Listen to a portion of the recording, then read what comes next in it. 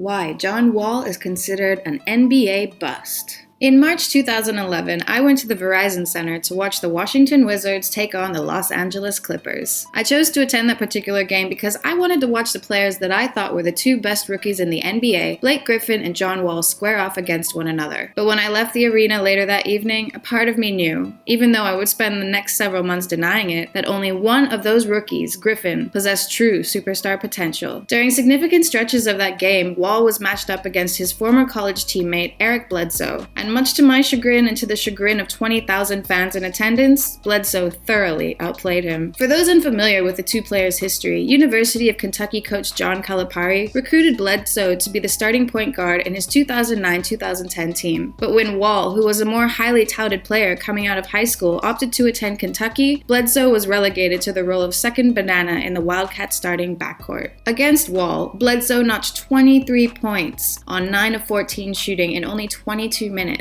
Had he played more, he easily would have surpassed 30 points. Wall managed 25 points in 42 minutes, but only made 9 of 23 shots, an all too typical performance for him. As indicative as that stat line may be, it doesn't properly illustrate what everyone who watched that game saw. Every time Bledsoe got the ball, he drove right at Wall without hesitation, and on most of those possessions, he either scored or set up a teammate. Bledsoe also finished with 6 assists. The former understudy showed no fear in attacking the number 1 overall pick, and Wall couldn't do anything to stop him. What made Wall's defensive shortcomings even more apparent was that when Bledsoe wasn't in the game, Wall guarded Mo Williams, who also recorded an incredibly efficient offensive performance. The two Clippers guards to whom Wall was assigned scored 45 points on 57% shooting. Wall looked thoroughly outclassed throughout the contest, leaving fans to wonder why the number 1 pick had to work so hard to get his points while his opponents got theirs without breaking a sweat. Wall bashing, as well as Wizards bashing in general, is quite in vogue at the moment. Journalists writing for local sports sections and national publications alike have criticized the second-year point guard in recent weeks. The criticism has primarily focused on Wall's atrocious shooting percentage and penchant for turning the ball over, two factors that are part of the reason why he ranks 178th in the league in terms of player efficiency rating. But most of the critical columns also contain the caveat that Wall has had the bad fortune of playing with horrible teammates. In other words, if he played for a different team, his numbers would be better. I've never agreed with that caveat because of what I saw at the Clippers-Wizards game in March 2011, and what continues to be apparent on a weekly basis. Wall often gets horribly outplayed by the opposing team's point guard, and his teammates have nothing to do with this. Case in point, Chicago's backup point guard John Lucas dominated Wall last night. Lucas put on a clinic, 25 points, 8 assists, 8 rebounds, while Wall struggled. If you're like me, prior to that game, you thought John Lucas hadn't seen an NBA action since 1990. But that was before this rarely used guard embarrassed the player Washington's management has been touting the franchise's future. The game of basketball is more than just the sum of its parts, but on some level, the following statement applies to each of the 10 players on the court. Outplay the person you are matched up against, and you will give your team a better chance at winning. The biggest problem with Wall is that he almost never outplays the person he is matched up with. Here's a brief list of the opposing players that have outplayed Wall this season: Ricky Rubio, John Lucas, Luke Ridner, Darren Williams, Rajon Rondo, and Brandon Jennings. Opposing starting point guards are averaging 13.3 points per game and 7.3 assists per game compared to Wall's 13.4 PPG and 7.1 APG. That stat is even more telling when you consider it, 1, doesn't factor in Rubio's performance since Rubio did not start against the Wizards, and 2, does factor in Tony Douglas's 0.0 assist performance that occurred when the Wizards played the New York Knicks. Wall often gets outplayed by the opposition because at this stage in his career, he is not only a terrible offensive player, his speed in the open court cannot make up for his subpar ball handling skills and low field goal percentage. He is also a poor one-on-one defensive player. As a result, he labors to score, making each basket seem like a Herculean triumph, while opposing guards score easily against him. Defense in the NBA is about so much more than steals and block shots, just like defense in the NFL is about more than interceptions and forced fumbles. For example, Darrell Revis did not finish in the top 10 in interceptions, but most football coaches and analysts will still rank him as the game's top cornerback. Good NBA defenders prevent opposing players from making plays. They disrupt the opposition through a combination of good positioning, athletic ability, and sheer will. In theory, Wall should be a great NBA defender. He is fast, tall for his position, and has long arms.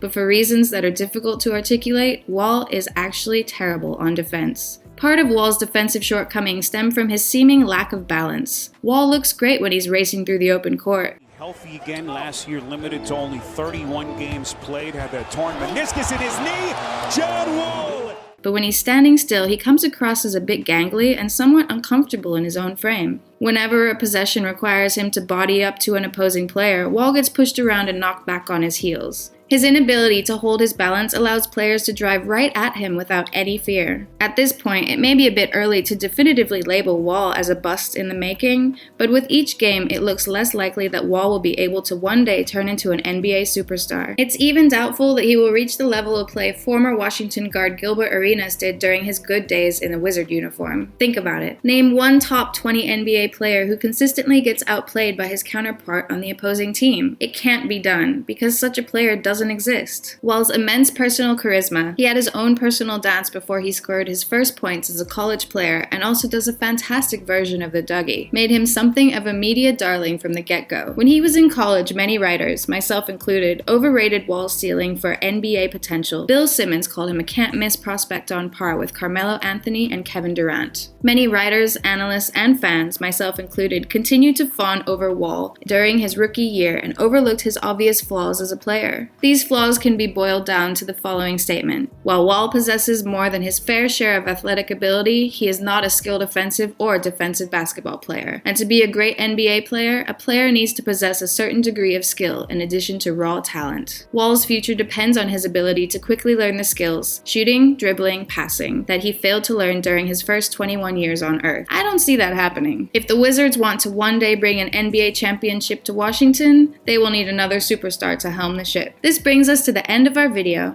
I hope you enjoyed it. Hit like if you did, and don't forget to subscribe to our channel so that you don't miss any of our videos in the future. Also, watch the 2 videos that are on your screen because I'm sure you'll love them. With that, I'll see you in the next video. Got it! At the buzzer, John Wall slaps 5 with the fans on the court.